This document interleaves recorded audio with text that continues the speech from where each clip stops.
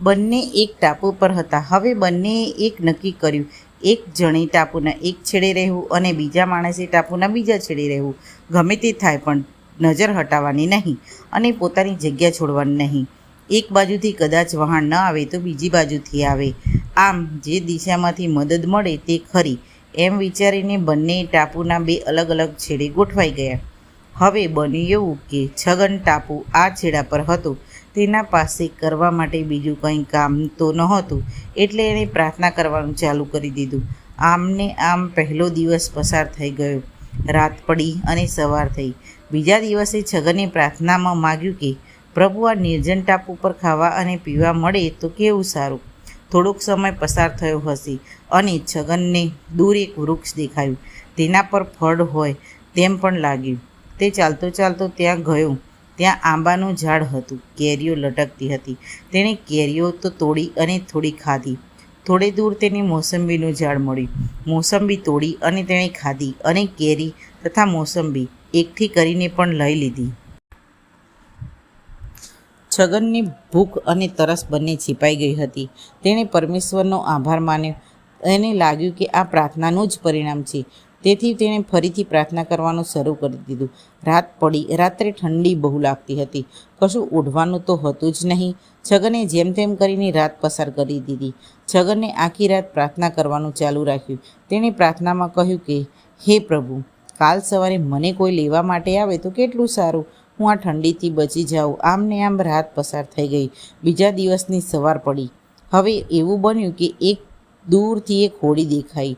છગને જોર જોરથી બૂમો પાડવાનું શરૂ કરી દીધું. બચાવ, બચાવ, જોર જોરથી બૂમો પાડવા લાગ્યું.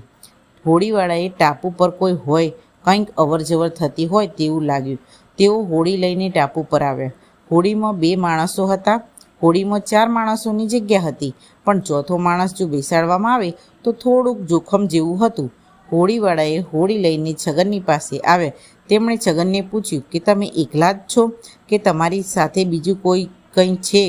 આમ તો 4 માણસોનો જોખમ છે, પણ કોઈને મૂકીને ન જવાય. દરિયો શાંત રહે તો આરામથી 4 જણા પહોંચી જઈશું. તમારી પાસે બીજું કોઈ નથી? હોય તો તેને પણ લેતા જઈએ. કોઈને પણ અહીં મૂકીને ન જવાય. છગને મનમાં વિચાર્યું કે મગરને લઈ જઈશ તો વચ્ચે ફરી પાછું તોફાન આવ્યું તો, એટલે છગને જૂઠું બોલ્યો, ના, હું એકલો જ અહીં ફસાયો છું. મારી સાથે કોઈ નથી. હું એકલો જ છું. હોડીવાળાએ 2 માણસોએ છગનને હોડીમાં લઈ લીધો અને તે લોકો હોડી લઈને નીકળી ગયા. છગન મનમાં ને મનમાં હરખાતો હતો અને વિચારતો હતો કે પરમેશ્વર મારી બધી પ્રાર્થના સાંભળી છે. મને દરેક મુસીબતમાંથી ઉગાર્યો છે. ટાપુ પર પણ મને કોઈ તકલીફ પડવા દીધી નથી. છેલ્લે મારો જીવ પણ બચાવ્યો. મેં નક્કી કર્યા સારા કામ કર્યા હશે અને વચનો પ્રમાણે જીવન જીવ્યો હોઈશ. આમ વિચારતો હતો અને હોડી હજી થોડે જ દૂર પહોંચી હશે ત્યાં જબરજસ્ત કડાકો થયો અને વીજળી પડી.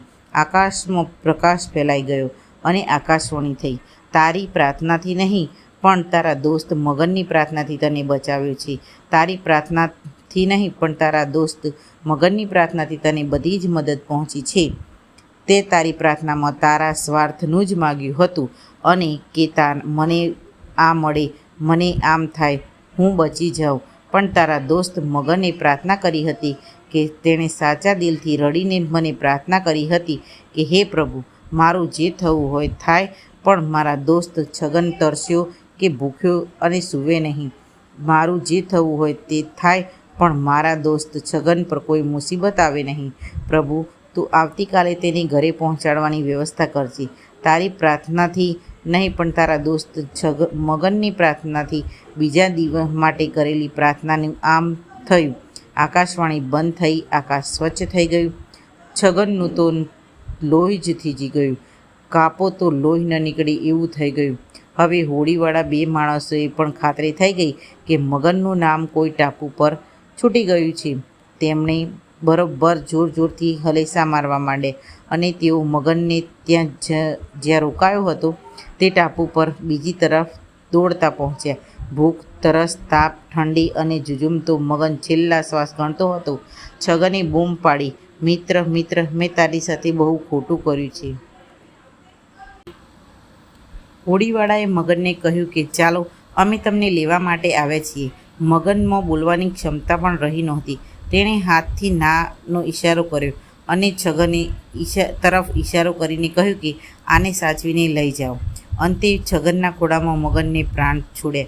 છગન દિગ્મૂઢ થઈને ત્યાં જોઈ રહ્યો. થોડીક વહેલા મદદ પહોંચી હોત તો કદાચ મગનનો જીવ બચી જાત.